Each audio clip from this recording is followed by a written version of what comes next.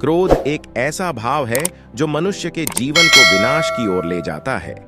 इसे नियंत्रित करना मुश्किल हो सकता है, लेकिन गौतम बुद्ध के जीवन में एक कथा है जो क्रोध को पराजित करने के लिए प्रेरित करती है। यह कथा उनके जीवन का एक महत्वपूर्ण हिस्सा है और वह उसके द्वारा सिखाए गए मूल्यों का अद्वितीय प्रतिनिधित्व करती है। गौतम बुद्ध की कथा। उपकोसल का राजकुमार समय के एक समय में बोधिसत्व गौतम बुद्ध के जीवन के एक महत्वपूर्ण चरित्र थे। उनके साथ एक कथा जुड़ी है जो क्रोध और शांति के संघर्ष को दर्शाती है।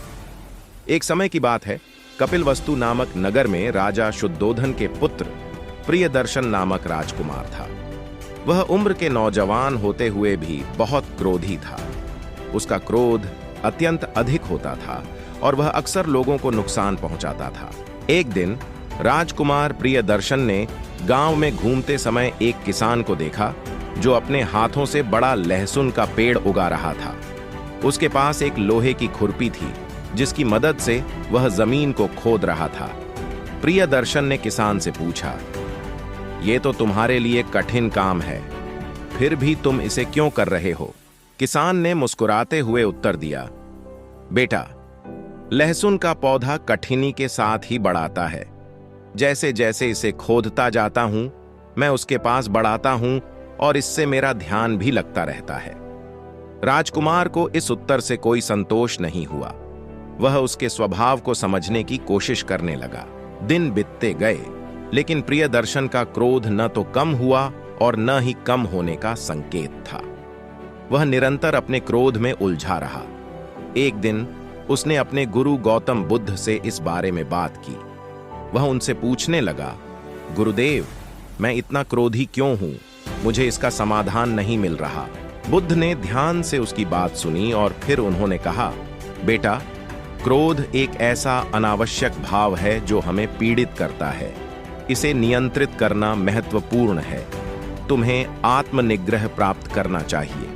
प्रियदर्शन ने अपने गुरु के उपदेश का पालन किया और उनके साथ ध्यान और ध्यान की प्रक्रिया में लग गया। उसने अपने क्रोध को समझने और नियंत्रित करने के लिए ध्यान की गहराई में जाया। धीरे धीरे प्रियदर्शन का क्रोध कम होने लगा। उसने सीखा कि क्रोध को नियंत्रित करना संभव है और यह उसके जीवन को सुखी बना सकता है। उसने अपने जीवन में शांति, समरसता और सहयोग की भावना को बढ़ावा दिया। उसने अपने प्रेम और समर्थन को अपने साथी जनों के साथ साझा करना सीखा और इसे अपने क्रोध के संघर्ष में उपयोग किया। धीरे धीरे प्रियदर्शन का जीवन बदल गया। उसका क्रोध कम हुआ और वह एक नया मार्ग अपनाने लगा।